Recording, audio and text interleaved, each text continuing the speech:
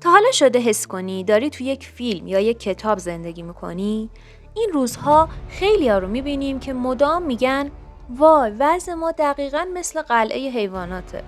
اما یه لحظه صبر کن. تا حالا از خودت پرسیدی چرا این کتاب که 80 سال پیش برای نقد شوروی نوشته شده هنوز هم ترند اول رسانه‌های فارسی زبون خارج از کشوره؟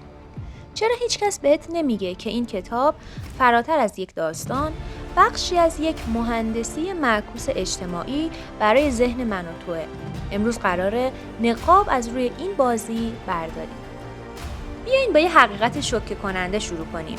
جورج اورول وقتی این کتاب رو نوشت هیچ وقت فکر نمی‌کرد کتابش بشه بروشور تبلیغاتی سرمایه‌داری. اما بلافاصله بعد از مرگش سازمان CIA حقوق این کتاب رو خرید. اونا حتی پایان بندی انیمیشن معروف قلعه حیوانات رو عوض کردن. در نسخه اصلی کتاب خوک‌ها و آدم‌ها در انتها دور یک میز میشینن و دیگه نمیشه تشخیصشون داد. اما در نسخه‌ای که غرب برای دنیا ساخت، حیوانات دوباره شورش میکنن.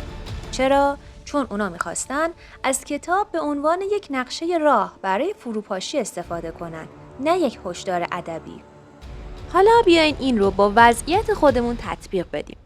استراتژی دشمن دو لبه داره. لبه اول سخت، تحریم‌های وحشیانه. هدف چیه؟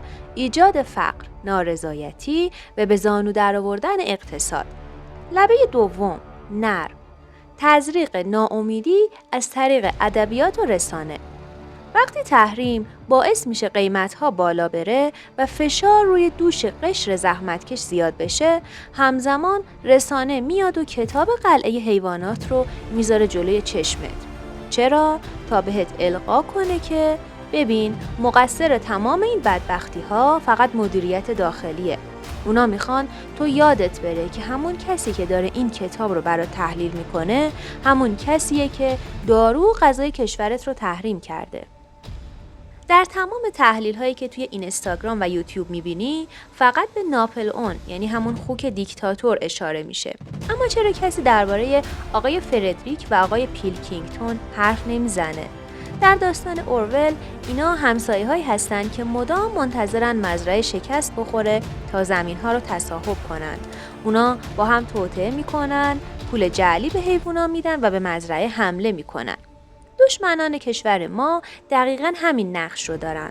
اونا نمیخوان حیوانات یعنی مردم مستقل باشن. اونا میخوان یوغ بردگی رو به گردن حیوونا بندازن.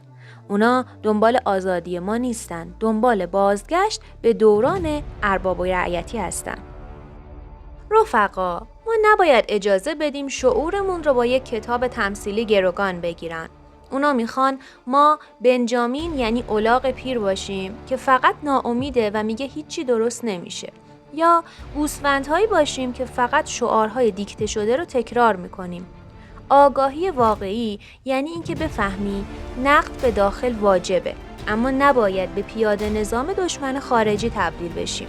قلعه حیوانات رو بخون، اما با این دید که چطور دشمن داره از همین کتاب علیه استقلال ذهنی تو استفاده میکنه. این ویدیو رو نساختم که بگم کتاب بدیه، ساختم که بگم چشمات رو باز کن. اجازه نده اونی که برات نسخه فقر میپیچه برات نسخه روشنفکری هم بپیچه. اگر فکر میکنی این حرف دل خیلی هاست که تحت تاثیر این جفسازی ها قرار گرفتن، حتما این ویدیو رو براشون بفرست و برام کامنت بذار که به نظر تو بزرگترین دروغی که درباره این کتاب به ما گفتن چی بوده. مراقب استقلال ذهنت باش. تا ویدیوی بعدی، خدا نگهدار.